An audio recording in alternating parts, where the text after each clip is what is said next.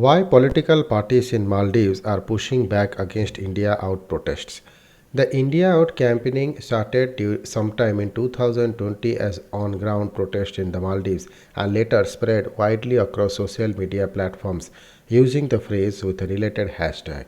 Anti India protests have going in the Maldives for weeks now, and the acquittal of former President Abdullah Yamin Abdul Qayyum has only intensified these. Yamin's acquittal was expected to impact Maldives-India relations, particularly in context of his open support for these protests that have been occurring under the India Out movement.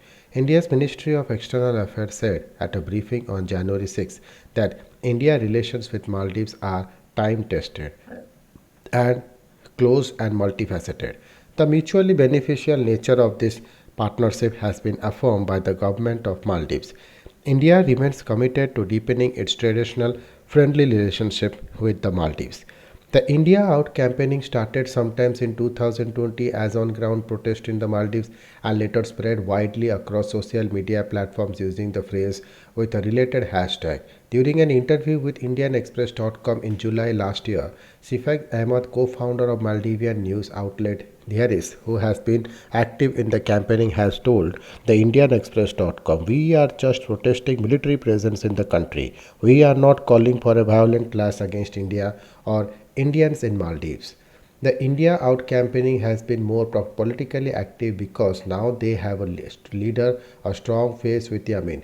There wasn't therefore before. Now it is no longer a civil society movement. It is definitely a political movement. Dr. Gulblin Sultana, a research analyst at the Manohar Parrikar Institute for Defense Studies and Analysis, whose area of research includes the Maldives, had told the IndianExpress.com during an interview. While the President Yamin's Progressive Party has been engaged in encouraging this protest through speeches and their social media presence, these past several of Maldives' major political parties came out with statements addressing these protests targeting India and what the protesters call Indian military presence in the country. Commenting on one of the main arguments of anti-India campaigning, Ali Jahi, chief of staff at the Maldives President's office, told a local Maldivian publication that the mere presence of foreign military personnel does not mean that foreign military presence is established. Even our own military personnel are stationed in various countries abroad, Zahir had said. But the presence of the Indian officials whom supporters of this movement object to predate 2018 when President Ibrahim Mohamed Sail assumed office, whose ruling party of the Maldivian Democratic Party they accuse of having warm relations with India. Yamin served as president from 2013 to 2018. One Maldives' major political parties, the Adala Party, hit out at President Yamin, calling the protest a political motivated campaigning led by him to manipulate the public mindset, labeling it a stunt. The other party condemns the efforts undertaken by a political party in inside hatred in the people's hearts towards neighboring and global partners that are assisting in the growth and development of the country, the statement said. The statement issued by the Jamhore Party, one of the largest opposition parties in Maldives last week, said does not believe there are any legal ground to decide the existence of Indian military presence in Maldives. This implied that the presence of military personnel in a country under agreed grounds was not unusual. The majority of the countries in the world have accepted this practice on an international, regional, and mutual level. It is common political stunt by oppositions to imply such unarmed military personnel on official duties as the presence of foreign military in the country, the statement said.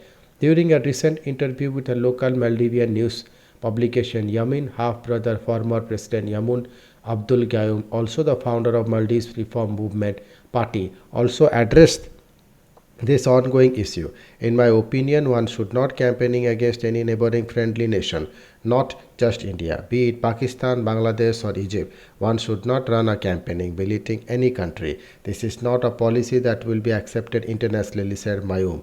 It is not just India. We should not do it against any other country. Domestic development in the Maldives. All of this has to be viewed in context of domestic development in the Maldives. The country will be holding its presidential and parliamentary elections in 2024, and the Maldives is a strategically important country not just for South Asian neighbors but also China, that has been attempting to exert its dominance in the region and wider Indian Ocean. The Yemen government and the PPM have been accused by the opposition of being pro-China, and many policies during Yemen's tenure did indicate his inclination towards China and Saudi Arabia. In mid-December, a photograph of supporters of the India Out campaigning outside the door of the Chinese embassy in the Maldives went viral, where the supporters were wearing their trademark red t-shirts emblazoned with words India Out. A day later, the Chinese embassy used their official Twitter account to address the criticism and said they always follow the principle of non interference into the internal affairs of their country.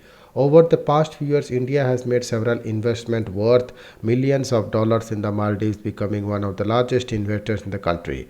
Should the PPM come to power in the upcoming elections, they may not be able to engage in a repeat of what Yemen did during his last tenure, abruptly pulling out of agreements and paying financial compensation because the amount is so much larger this time, experts believe. Ultimately, the Maldives does need assistance from India. It is not a very big power in the region, and India is an important country, Dr. Sultana had told the IndianExpress.com. This may also be a concern domestically among politicians in the Maldives regarding of the stance they have regard for Soli government. Some indications could be found in the Jamhuri Party statement on this issue. Jamhuri Party believes that the best and the direct path to ensure the independence and sovereignty of Maldives is to maintain good relations in the international arena. Since the country has limited resources and highly relies on foreign import in this regard, Jamhuri Party believes it is huge injustice towards the citizens of both countries to demand India out towards a neighboring and long-lasting ally. Thank you.